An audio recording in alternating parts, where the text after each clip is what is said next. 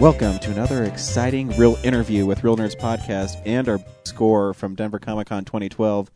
We went to Mile High Comics auction the night before, and Michael Uslan, who's the executive producer of Batman's for 30-odd years, was there signing his book called The Boy Who Loved Batman.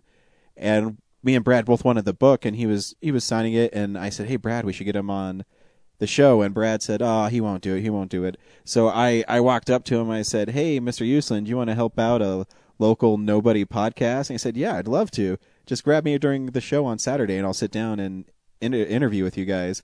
We're like, yeah, right, he won't sit down and interview with us. It's not going to happen. And he did. He actually, me and Brad went to his panel that he was doing, but before it was like a panel on webcomics or something. I don't even remember because it was boring. And we were sitting there, and in walked Michael Uslan with his really cool Batman jacket. And he sat down right next to me and Brad, and he said, hey, Real Nerds, I'm doing your podcast after my panel, right? And my nerdiness went, ee! And he did. And here is the interview with Michael Uslan. It's really fun. Enjoy. Okay. That one is for you. Good? You're good? How close do I have to have it? That's okay. Awesome. Awesome. Well, I am Ryan from Real Nerds. Brad is right there. We are with Michael Uslan, amazing producer of Batman, and I also think that you have made comic book movies what they are today because of what you did and what you describe in your book, The Boy Who Loved Batman. We've read it. It's amazing. Do you want to tell everybody what the book is about? And Yeah. Well, first of all, thank you guys very much. I do appreciate that. I've got one of the great kicks I've gotten in recent years has come off the internet, where all of a sudden all these sites are calling me the godfather of comic book movies. Now, coming from North Jersey, I can really appreciate that. no, it's amazing. In fact, for a number of years, when I would go to the studio lot and I would pull up to the security gate, and they would see my car had Jersey plates, it was the only car they never opened the trunk. They didn't want to know what was in my trunk. Yeah, I wrote The Boy Who Loved Batman. It's my memoir. It's my autobiography. And I was the ultimate comic book fanboy geek growing up, something that I think so many people can identify with. My hope is that every guy who reads this book will say, oh, wait a minute, I'm the boy who loved Batman. Yeah, you know what's great about your book is as you read it, you're like, I do that. You know, it's great. Yeah, thanks. So, yeah. Well, for me, it's a little bit different because I grew up in the 50s, 60s, and 70s. Yeah. So my era was a little bit different, but what drove all of us fanboys and collectors is all really the same passion, and it's about passion. This is a book that details my love of comic books, how my collection grew ultimately to way over 50,000 comic books dating back to 1936, 45,000 of which, by the way, I've now donated to Indiana University's Lilly Library. Oh, very nice. So that scholars, fans, academicians would be able to access it and use it in the many, many decades to come. But what do you do when you have a dream? My dream was, after watching in 8th grade the Batman TV show come on the air and see the whole world start laughing at my poor Batman, was to find a way to show the world through movies what the true Batman was. The guy created in 1939 by Bob Kane and Bill Finger, and then expanded by Jerry Robinson. The creature of the night who stalked criminals from the shadows. The villains who were homicidal maniacs and severely deranged. And that, to me, was far more interesting than a pot-bellied Batman with pow zaps and whams. And I wanted to change his perception worldwide. And that really became the dream that I set out starting in about 7th, 8th grade to pursue. Wow, and it was a really hard thing for you to do. I mean, you said in the panel today that it took you 10 years to convince people that you could make a dark Batman, and not only make it, but make it good and make people accept it. And, I mean, how was that experience for you? Was it challenging, or was it rewarding when it finally paid off? Have you ever been hung upside down by your ankles for 10 years? No, not yet. Okay, well, then you can't imagine what it was like can't. for 10 years. Every studio turned me down. They all said I was crazy. It was the worst idea they ever heard. They said, Michael, you can't do serious comic book movies. You cannot do dark superheroes. You cannot make a movie out of an old television series. It had never been done. So it was nothing but years and years of doors slamming in my face. And then trying to persevere. You try to maintain a high threshold for frustration. And the key is to knock on doors. Mm-hmm. So as I say in a lot of I speak a lot at universities, and as I tell all of the students, the only thing I could promise any student graduating college is that doors are going to slam in your face, for sure. And when they do, you really only have two choices. You can go home and cry about it, or you can pick yourself up, dust yourself off, go back and knock again. And this Batman Dark franchise of movies was built on my bleeding knuckles over that 10-year period. And a lot of people ask me, well, what's the magic? What is it about good timing and good luck and things like this?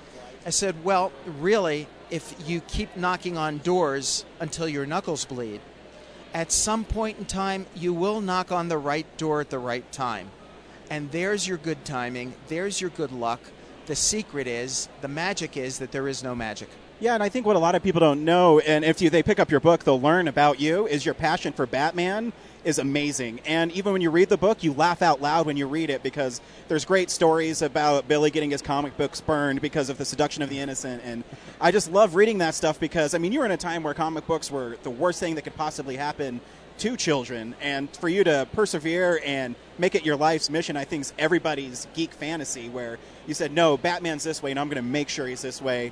And, I mean, that's a testament to your passion and your heart. And, I mean, that's just amazing to me.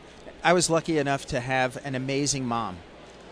When Seduction of the Innocent came out, there were comic book burnings going around in the United States.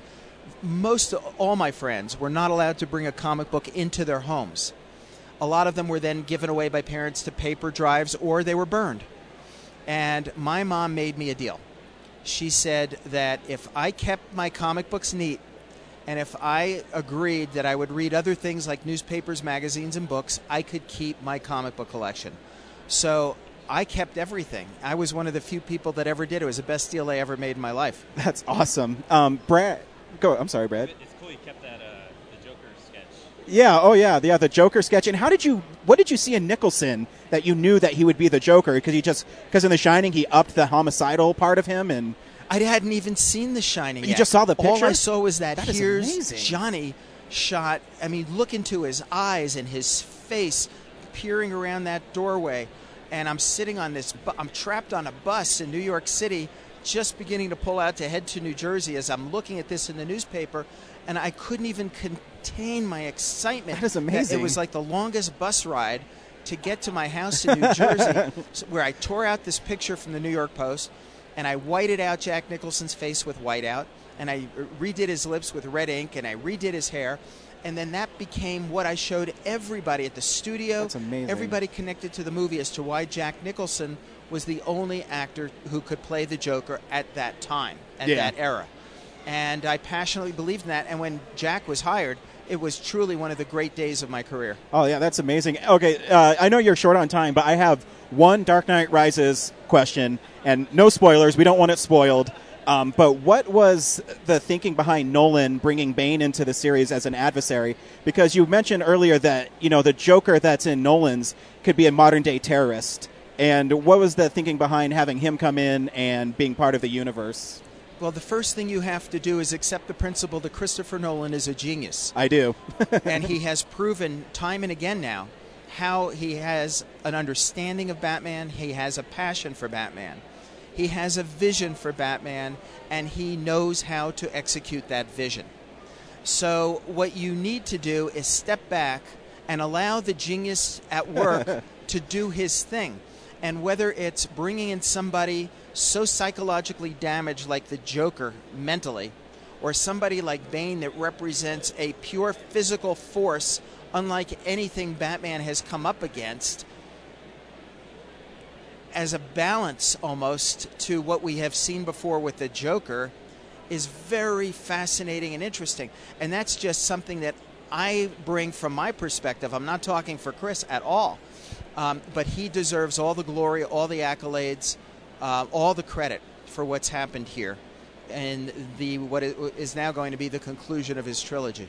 Awesome. Can you do one more question? Yeah. Brad, you have one question. Brad is a huge Batman fan, and I want to see if he has a question for you. You put me on the spot there, but I was just going to throw it at your way about you not only made Batman movies, but you also got to write some of the books. So you want to tell us about your experience getting to do something so amazing like that? I can do. I'll tell you about three things, sorta. One, of course, was when I was 8 years old. All I wanted to do was write Batman comics, and then that dream actually came true while I was in college. And I had written a script for the Shadow comic book, and Julie Schwartz, who was the editor of the Batman line of books, and I believe, Stanley aside, was the most important editor in the history of comics, who shepherded the entire Silver Age of comics with the new Flash and Green Lantern and Justice League and Hawkman and Atom, and the list goes on and on and on. That Julie came to me and he said that he had read my Shadow script and said, "You know, kid, it didn't stink." And I said, "Oh, thank you so much, Julie. I really appreciate that." And then he said, "How'd you like to write Batman?" And then my buddy Bob Rozakis and I had a chance to write Batman in Detective Comics. And, when the issue came out, I was like in tears. I was just in tears.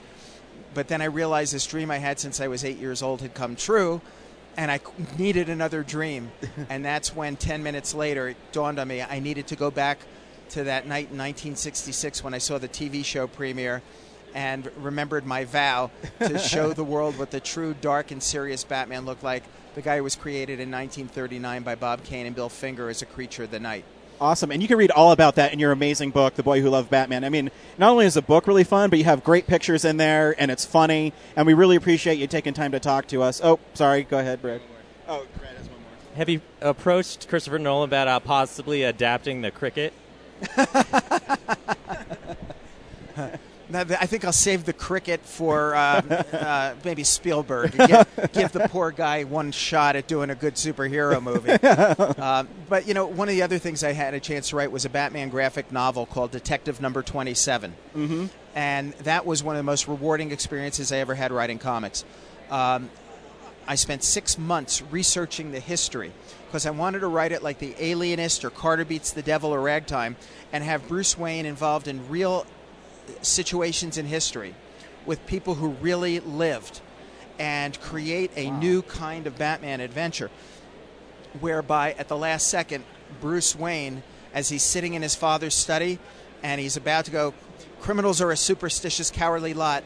I must be a creature of the night, something black, something terrible." And then the doorbell rings and he closes the window, goes to leave the room, and smash, there's the glass shatters.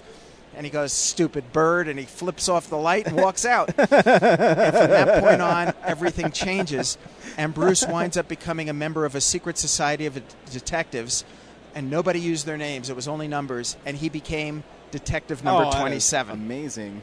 So that was great. Last thing, which I am not allowed to talk about, I have written the first issue of something new that's going to be coming out regarding Batman, and I can say no more about that. Well, awesome. Time will tell. Awesome. Thank you so much. I mean, this is a huge honor because, like I said, you said it. You're the godfather of modern comic book movies. We wouldn't have anything without you. Thanks, guys. Oh, wait. Can you do one more question? It just hit me. What's that? I'm sorry. I know I'm totally taking your time. Spider-Man is my favorite hero, and you collected so many comics. What's your favorite Spider-Man comic?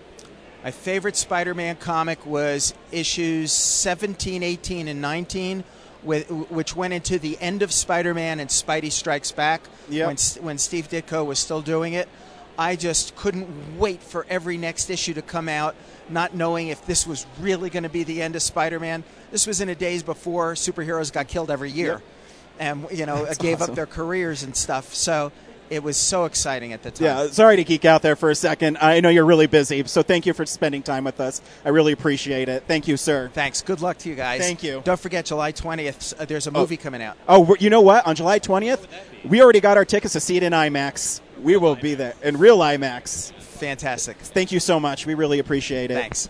Thanks, Brad. Thank you, Michael Uslan, for sitting down with us. It was really cool that you did that, and it gave us the confidence to ask everybody else to be on our show. I really appreciate it. Thank you.